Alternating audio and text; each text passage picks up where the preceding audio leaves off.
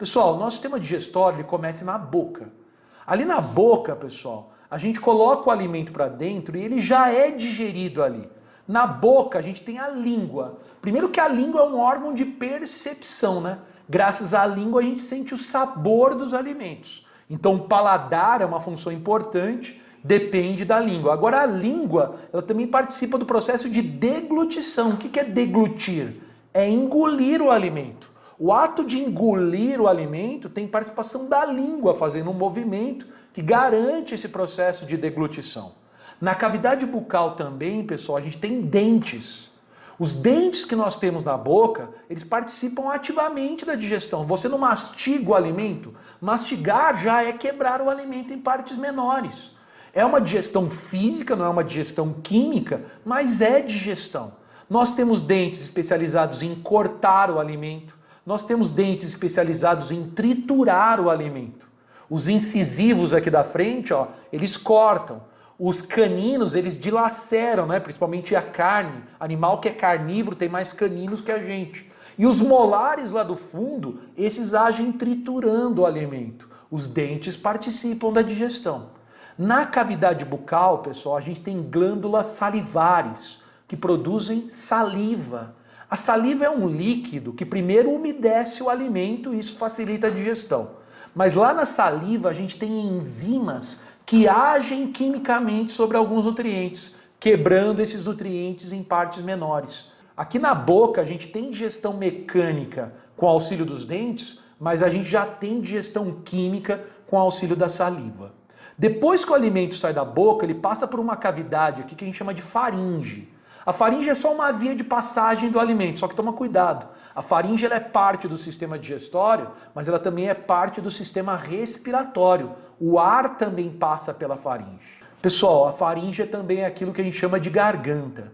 Depois da faringe, o alimento cai no esôfago. O esôfago é um tubo, pessoal, que conduz o alimento lá da faringe até o estômago. Como? Por movimento peristáltico.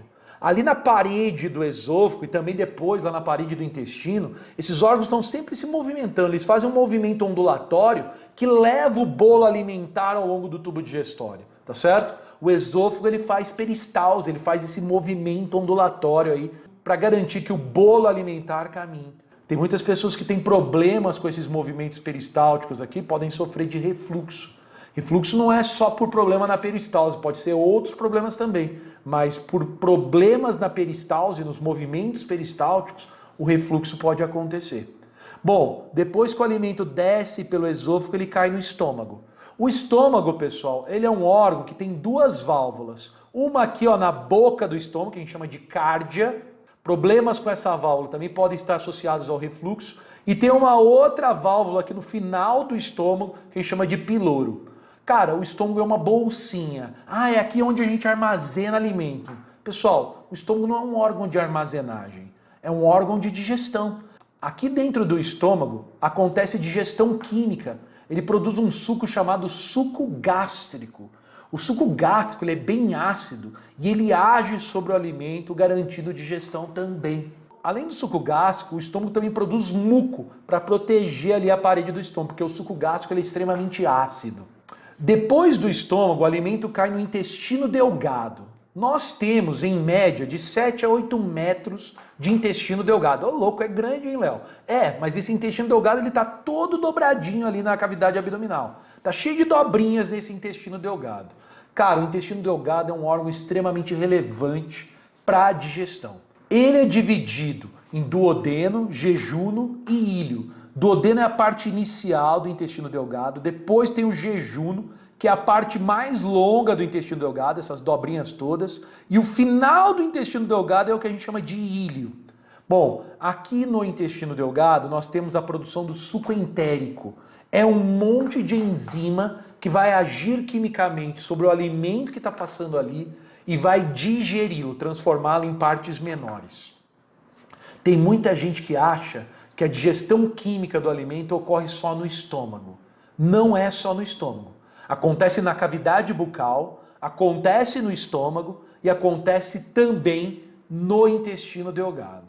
Pessoal, o intestino delgado, ele se liga a uma outra porção que a gente chama de intestino grosso. O intestino grosso ele é menor, ele mede cerca de 1,5 m. É esse tubo mais largo, por isso que a gente chama ele de intestino grosso, na forma de U aqui. Ó.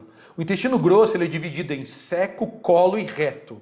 Seco é a porção inicial do intestino grosso, depois vem o colo ascendente, o colo transversal, o colo descendente, e o final do intestino grosso é o que a gente chama de reto. O reto é aquela estrutura que vai se associar ao ânus depois. Aqui no seco, ó, quando o intestino grosso se liga ao intestino delgado, existe o apêndice vermiforme. Não serve para nada, só para infeccionar, causar apendicite. A gente precisa extrair o apêndice, né? O intestino grosso, pessoal, ele tem a função de absorver água. Não é um órgão de digestão mecânica, mas ele faz absorção de água.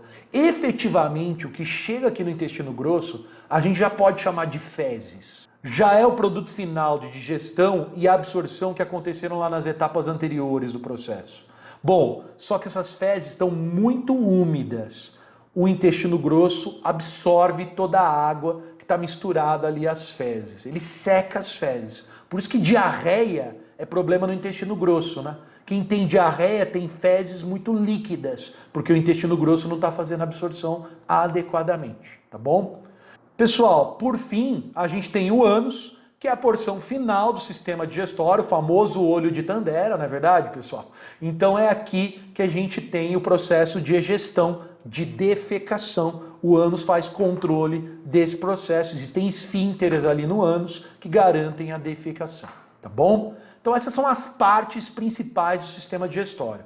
Falta só eu falar um pouquinho sobre o fígado, que é um órgão anexo ao sistema digestório. O fígado é um órgão muito importante, ele armazena substâncias, ele produz proteínas e ele produz uma substância que é fundamental para a digestão chamada bile, algo que a gente vai estudar melhor na semana que vem. A bile, pessoal, ela participa da digestão, além de metabolizar toxinas e também resíduos. O fígado é um órgão que assume várias funções no corpo. Próxima ali ao fígado existe a vesícula biliar. A vesícula biliar ela tem função de armazenar a bile que foi produzida no fígado e depois jogar essa bile ali no intestino para poder agir sobre o alimento. Então percebem, o fígado produz a bile. A vesícula biliar ela armazena a bile produzida no fígado e vai jogar essa substância no intestino.